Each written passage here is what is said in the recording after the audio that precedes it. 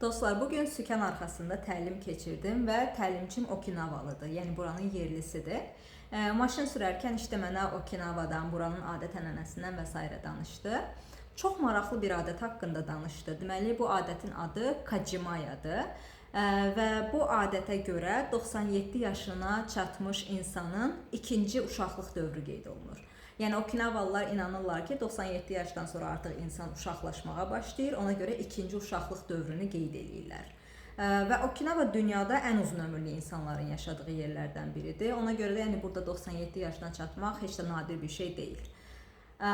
Deməli 97 yaşına çatmış insan üçün bir parad təşkil edirlər ya da kiçik bir gəzinti, hardakı işte onların dost tanışları, ailəsi iştirak eləyir. Kacimaya nə deməkdir? Bu küləklə fırlanan oyuncaqlar olur, rəngli-rəngli belə çubuqlu bir şeydir. Küləkdə fırlanır. İndi Azərbaycanca adı nədir bilmirəm. Kacimaya həmin oyuncağın adıdır və bu oyuncaq da uşaqlarla əlaqələndirildiyi üçün bu adətə bu adı veriblər. Və həmin 97 yaşına çatmış şəxs paradda ya da həmin gəzintidə bu Kacimaya oyuncağı ilə iştirak eləyir və onun ikinci uşaqlıq dövrünə girməsini, qədəm qoymasını qeyd eləyirlər. Çox maraqlı bir adətdir.